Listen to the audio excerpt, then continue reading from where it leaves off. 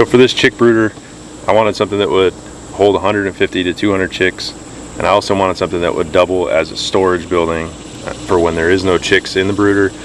We can put in our plucker, our scalder, our chick supplies, extra bedding, any of that stuff that we have related to chickens and chicks can be stored in here during the most of the year when we don't have any baby chicks. So that was the basis of this design. It's 8 foot long by 6 feet wide. It has, on the high side, it has 6.5 foot tall ceiling, and on the low side it's about 5.5. I wanted that. I'm a taller person. I wanted something to be able to stand up in when we're trying to get chicks out of there, trying to pick them up. And then also I wanted something that we could walk in the door easy without having to bend over and duck and hit our head. So I started out with getting some skids ready for this. I had a 6x6 temporary power pole on the property that I used. I just cut it down into 2 8 foot lengths. It is pressure treated, and I would recommend pressure treated for the skids so they don't rot out, or cedar if you can find it.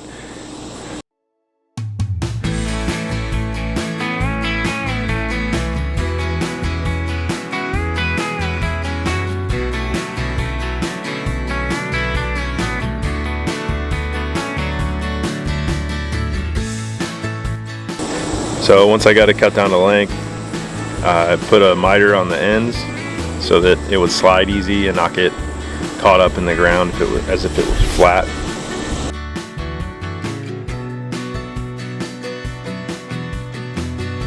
My 12-inch miter saw was a little too small to cut all the way through, so I had to cut halfway and then flip it over and cut the other half. But it came out nice.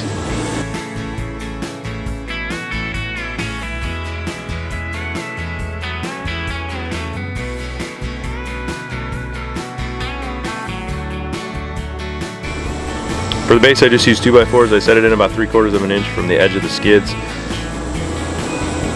so that when I added the siding, it would be even with the skids.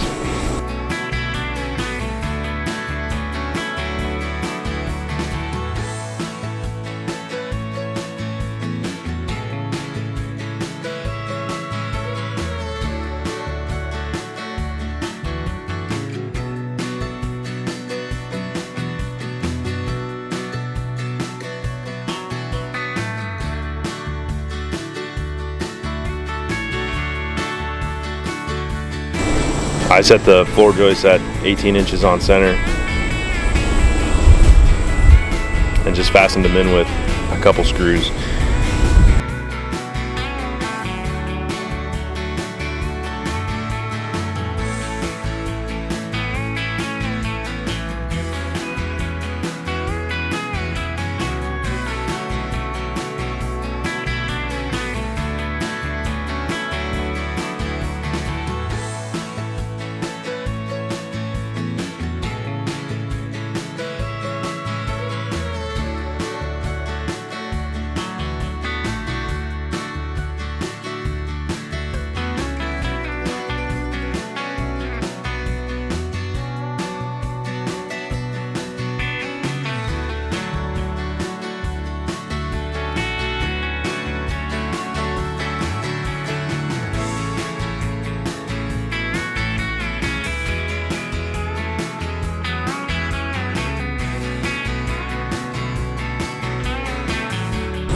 Once I got the floor joist in, I added blocking in between each joist to give it a solid structure and give me something to fasten the plywood into.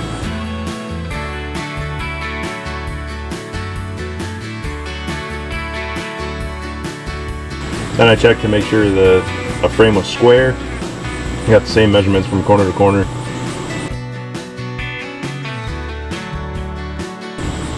Once that was done, I installed some 3/4 inch plywood for the base. Being 8 foot, I was able to use one full sheet and then had to rip down the second sheet.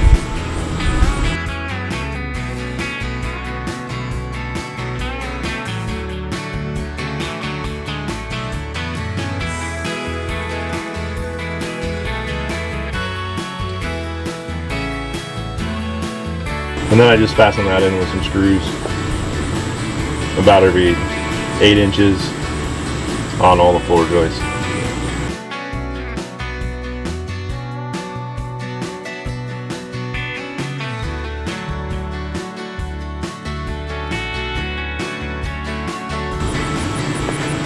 Once I get the plywood installed, I cut my 2x4s down to length for the wall, for the tall wall. Like I said, the tall wall is 6.5 feet, plus the top plate and bottom plate, so it's slightly over 6.5 feet. And then I spaced the studs accordingly. The first stud I just kind of put in there at about 10 inches. I knew I wanted my door at 28 inches. My plucker is 25 inches wide, so I knew I wanted some extra space to get the plucker through the door. And then once I set that, I just evenly spaced out the other studs.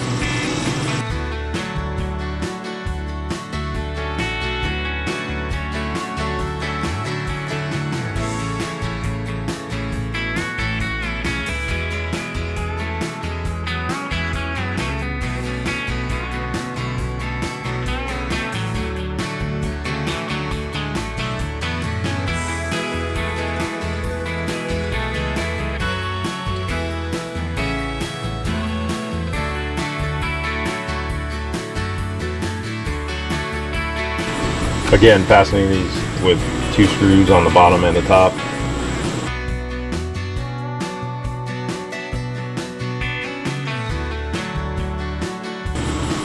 You could use nails here. They'd probably be easier with a nail gun. I had a bunch of screws available, so that's what I opted to use.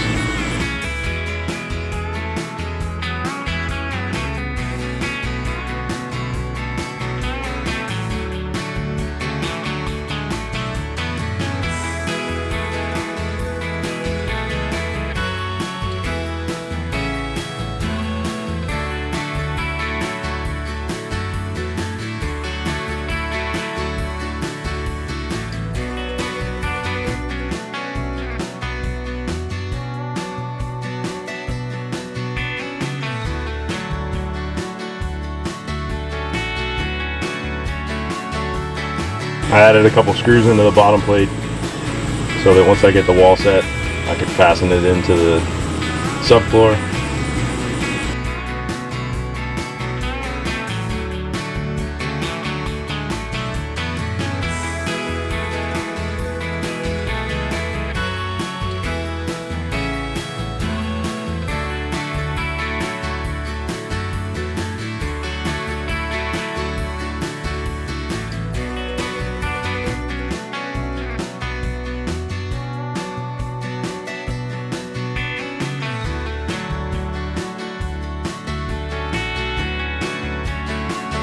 And then repeated the same process on the other side.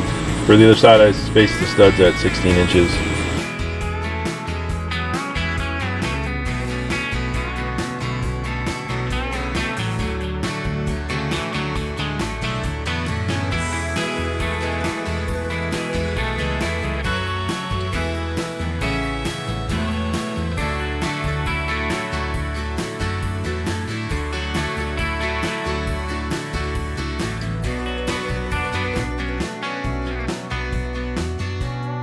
And then same thing, just added a couple screws in the bottom, stood the wall up, and then screwed it right into the subfloor.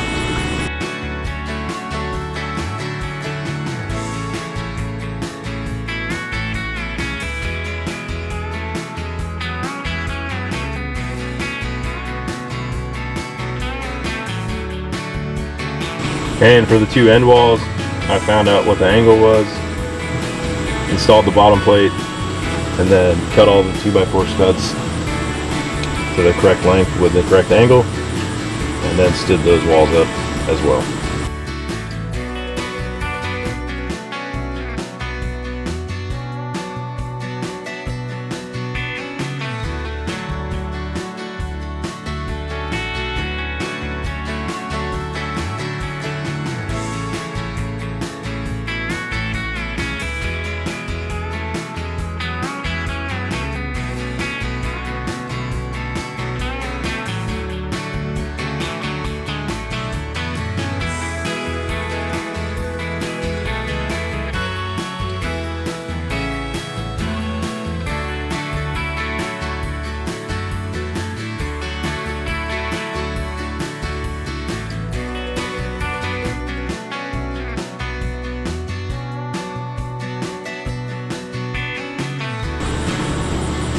Once I got all the walls up, I added the 2x4 purlins across the top.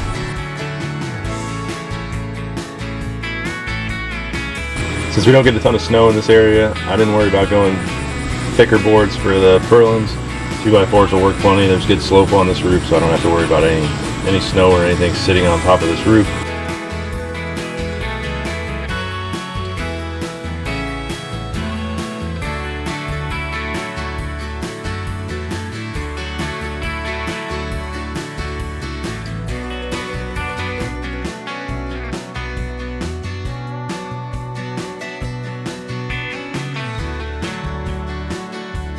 Once I got all the purlins installed, I cut the blocking to length and then installed all the blocking in between the wall studs.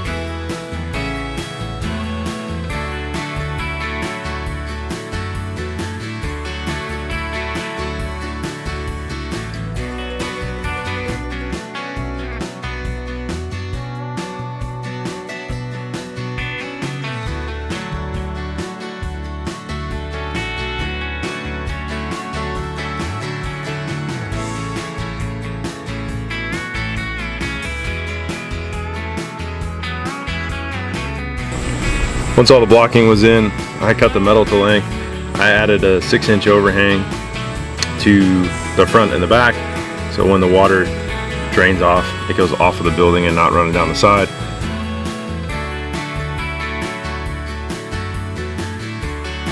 So I cut the metal to 7 foot in length, and then I fastened it on with some grommeted fasteners so it doesn't leak.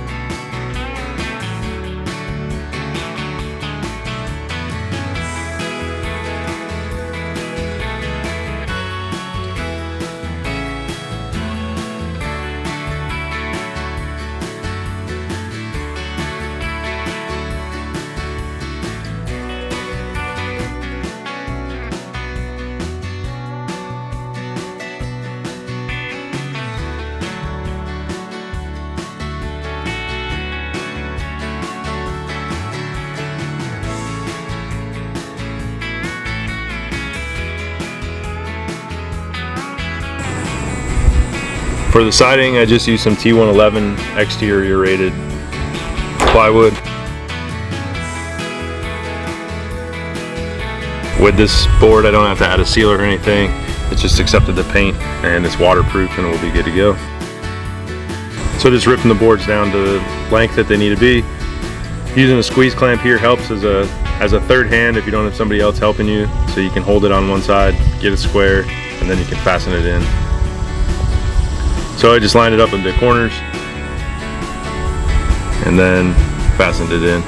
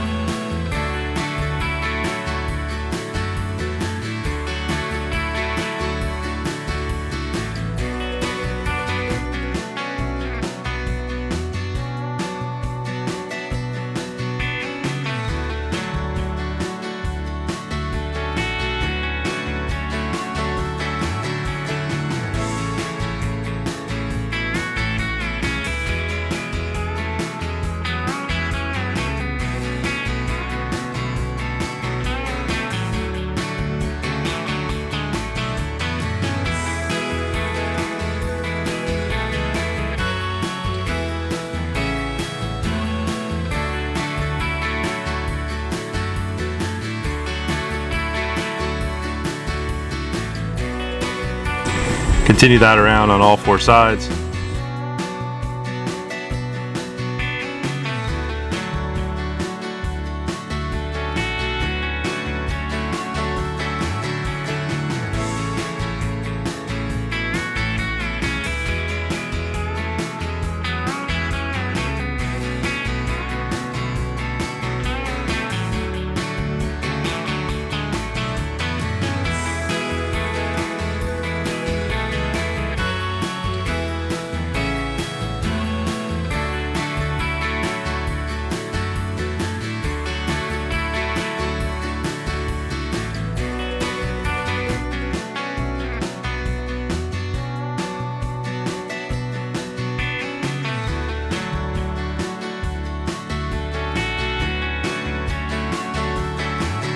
Once that was done, I was able to cut the trim boards. I just use a 1x4 for all the corner pieces and then to frame out the door.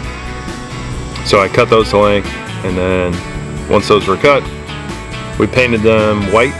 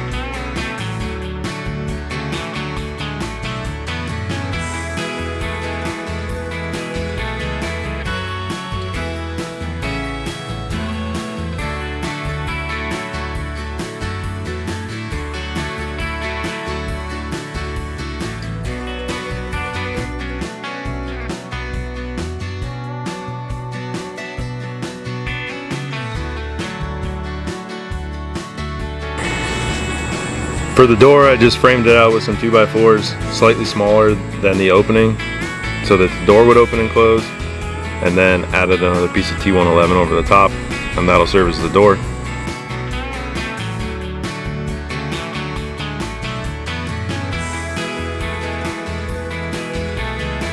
Once that's done and installed, we went ahead and started painting the barn red.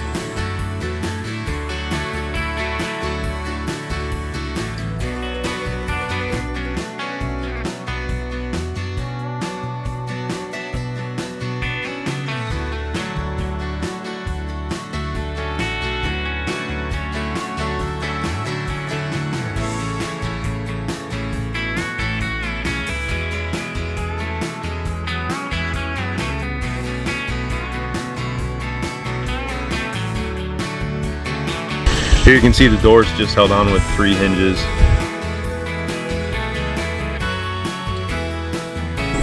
And for the trim boards, just line those up with the corners and then fasten them into the wall studs behind, just overlapping the trim pieces so you can't see the edges.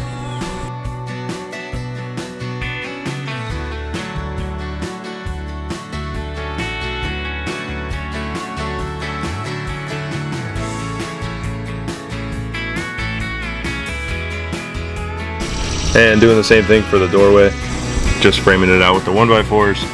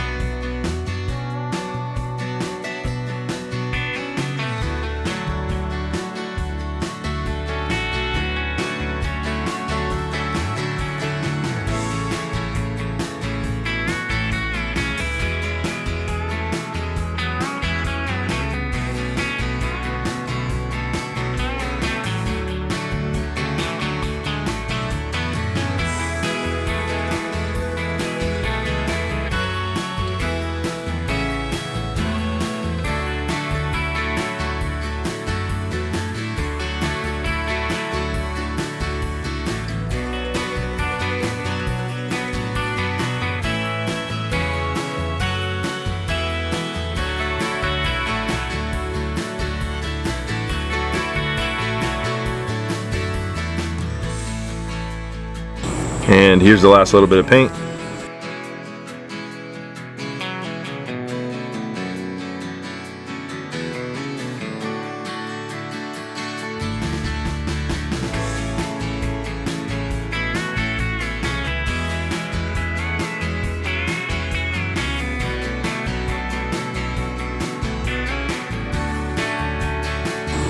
Now on the inside we elected to add some hardware cloth to keep any birds or bugs or whatever from flying in through the eaves on the outside. Putting it on the inside, it looks a little bit better because you can't see it as you would be from the outside. So I just used my crown stapler and then got that hung on the inside. So here you can see the final product. It's the red barn with the white trim. We added a door handle and a latch to keep it closed. On the inside we just left the walls open. We added a little shelf over there to hold extra bedding and supplies. And then the bedding just went straight on the floor. The only thing I might add in the future is some horse stall mats on the floor, just to keep any liquid from going through and rotting out the subfloor. I don't think it'll happen here. It's about 6 inches of bedding on the ground, so I shouldn't have anything to worry about there. So once again, this will act as the brooder for anywhere from 150 to 200 chickens. We have about 135 coming this week, so those will all go in there. And then once we're not raising baby chicks, we can use this as storage space. So if you want to see plans for this, we've thought about putting them together. Leave a comment down below, and maybe we'll put those out. Otherwise, if you have any questions, feel free to comment below and we'll answer those questions.